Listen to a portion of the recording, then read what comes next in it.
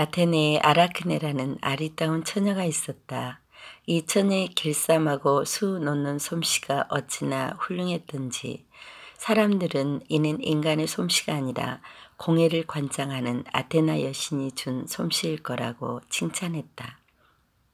그러나 아라크네는 그런 칭찬이 조금도 달갑지 않았다. 아무리 신이라고 하더라도 누군가의 제자로 여겨진다는 게 싫었다. 그래서 겁없이 이런 말을 덜컥 내뱉었다. 아테나 여신의 재주가 그렇게 뛰어나다니 한번 솜씨를 겨뤄보면 좋겠어요. 내가 지면 무슨 벌이든 받지요. 이런 소문을 들은 아테나가 허름한 노파로 변장하고 아라크네를 찾아갔다. 그리고는 아무리 재주가 뛰어나다 하더라도 감히 신과 겨루어선 안 된다고 좋게 타일렀다. 하지만 아라크네는 아테나의 부드러운 충고를 귀담아 듣기는커녕 오히려 여신 같은 건 하나도 두렵지 않아요. 자신 있으면 어디 나랑 겨루어 보라지요 하고 오만하게 쏘아붙였다. 잘 타일러서 용서를 빌면 없던 일로 해주리라 마음먹었던 아테나도 더 이상은 참을 수가 없었다. 본 모습을 드러낸 아테나는 아라크네와 나란히 앉아 배를 짜기 시작했다. 그쯤에서라도 자신의 잘못을 빌었으면 좋으련만. 아라크네는 한술 더 떠서 다 짠 배 위에다 신중의 신 제우스를 조롱하는 술을 놓았다. 바람둥이 제우스가 백조며 황소, 독수리 등 갖가지 모습으로 변신하여 아리따운 처녀들을 꿰어내는 모습을 짜 넣은 것이다. 배 위에 그려진 수에는 아라크네의 불손한 마음과 교만함이 그대로 드러나 있었다. 아테나는 아라크네의 솜씨에 내심 탐복은 했지만 그 오만 불손한 태도를 용서할 수 없었다. 아테나는 들고 있던 북을 내리쳐 아라크네의 배폭을 찢어버리고는 그녀의 이마에 손을 댔다. 부끄러움을 알게 해주는 손길이었다. 그제서야 자신의 허물을 깨달은 아라크네는 너무나 부끄러운 나머지 목을 메고 죽어버렸다. 아테나는 늦게나마 잘못을 깨달은 아라크네를 가엾게 여겨 이렇게 말했다. 살아나거라 제 많은 계집아, 이 교훈을 영원히 기억하도록, 너도 네 자손도 잊지 않고 기억하도록 영원히 그렇게 매달려 있거라. 그리고는 목을 메고 늘어져 있는 아라크네의 몸에다 박옷즙을 뿌렸다.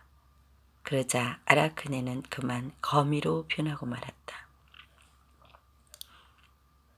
니오베는 테베 왕국의 왕비였다. 뼈대 있는 가문의 딸인데다 남편은 왕이었고 자신 또한 아름다웠으니 니오베는 사실 자랑할 게 많은 여자라 할 수 있었다. 그런데 니오베가 가장 자랑스러워한 것은 이도 저도 아닌 자신의 자식들이었다. 니오베는 무려 7명의 아들과 7명의 딸을 슬하에 두고 있었다. 그런데 자랑이 지나친 게 문제였다. 테베 사람들은 여신 레토를 섬겨 때마다 축제를 벌이곤 했다. 그런데 축제 때의 어느 날이었다. 니오베가 제단 앞에 나타나 잠옷 거만한 얼굴로 거기 모인 사람들을 내려다보며 이렇게 말했다. 내게는 아들이 7, 딸이 7이 있다. 너희는 그런 나보다 아이를 둘밖에 못 낳은 레토가 더 좋으냐. 내게는 그 7 갑절이나 되는 아들과 딸이 있다. 나는 지금도 행복하지만 앞으로도 그럴 것이다. 내 자식들이 그걸 보증하지 않느냐. 운명의 여신? 내 자식을 데려가려면 데려가라지. 내 자식 며칠 데려간들 둘밖에 없는 레토에 비하겠느냐. 그러니 이런 축제 같은 건 집어치워라. 왕비의 말에 사람들은 축제를 하다 말고 흩어져 버렸다. 하찮은 인간에게 없이 여김을 당한 레토는 아폴론과 아르테미스에게 자신이 받은 모욕을 갚아달라고 명했다. 두 남매는 그 당장에 테베성의 아이들이 전쟁 놀이를 하며 놀고 있는 곳으로 갔다. 니오베의 아들들이 거기에 섞여 있었다.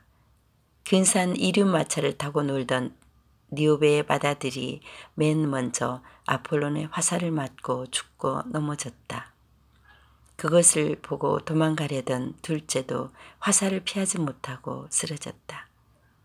그 밑에 아이 둘은 마침 놀이터도 오던 참이었는데 화살 하나가 이 둘을 단번에 깨고 말았다.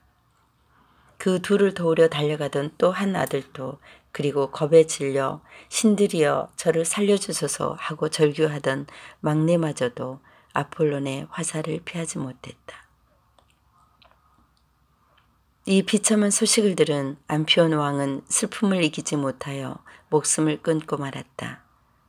니오베는 싸늘하게 식은 남편과 아들들의 시신 앞에 무릎을 꿇고 부르짖었다. 잔혹한 레토여, 내 아픔으로 그대의 줄인 배를 채우려거든 채우소서. 내 비록 7 아들을 앞세웠으나 아직도 그대보다 훨씬 더 많은 딸이 있으니. 니오베의 저주에 찬 말이 끝나기도 전에 다시 활 시위 소리가 들렸고 죽은 오라비들 관 앞에 서 있는 딸들 가운데 하나가 오라비의 관 위로 쓰러졌다. 또 한 딸이 어머니를 위로하려다가 말문이 막히면서 숨이 끊어졌다. 도망가던 셋째가 구석진 곳으로 몸을 숨기려던 넷째가 오들오들 떨고 있던 다섯째가 역시 뒤를 위어 차례로 죽어갔다. 여섯째마저 죽이고 이윽고 막내딸 하나만 남자 비로소 니오베는 딸을 껴안고 필사적으로 몸부림쳤다.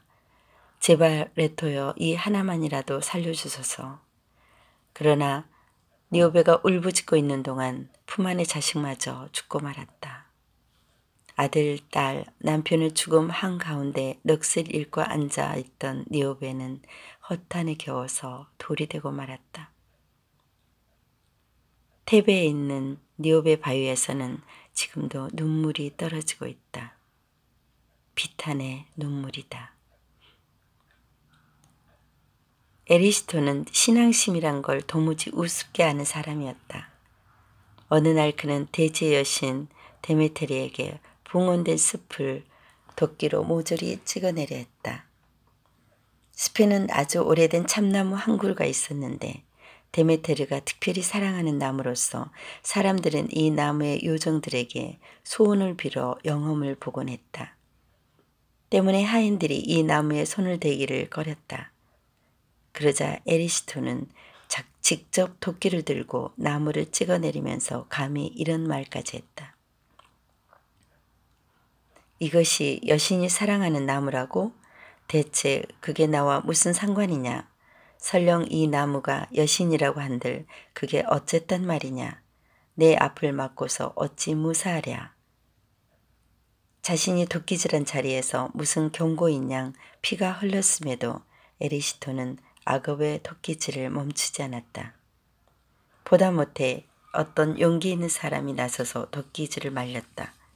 그러나 에리스토는 너는 신심이 있으니 응당 그 보수를 받아야지 하고 비웃으면서 그 사람의 목까지 쳐버리고 말았다. 그리고는 그의 도끼질을 멈추지 않고 나무를 잘라버렸다. 거처를 잃어버린 요정들은 데메테리에게 달려가 에리스톤의 죗값을 물어달라고 간청했다. 노한 데메테르는 만약 에리스톤 같은 죄인도 동정을 받을 수 있다면 보는 사람마다 동정하지 않고는 못 베길 만큼 무서운 벌을 내리기로 작정했다. 데메테르의 청을 받은 징벌은 집행한 이는 기아의 여신이었다. 기아의 여신은 자고 있는 에리스톤의 몸에다 시장기를 불어넣어 구석구석까지 몸에 스며들게 했다. 눈을 뜨자마자 에리스톤에게는 엄청난 시장기가 몰려오기 시작했다. 잠시도 쉬지 않고 먹어댔지만 허기는 채워지지 않았다. 능히 한 나라를 먹일 수 있는 양식도 그에겐 넉넉지 않았다. 그리하여 그의 재산은 곧 거덜이 나고 말았다. 급기야 에리스토는 하나뿐인 딸을 노예로 팔아 그 돈으로 먹을 것을 샀다. 딸이 포세이돈의 가호로 무사히 돌아오자 그는 다시 딸을 팔았다. 팔릴 때마다 딸은 되돌아왔고 그때마다 에리스토는 또다시 딸을 팔아 굶주린 배를 채웠다.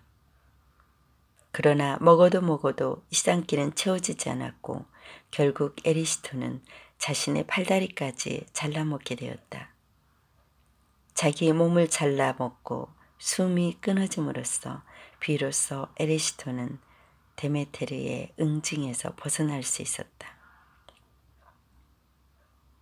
인간의 성품 가운데 가장 뿌리 깊은 것은 교만이다. 벤자민 프랭클린.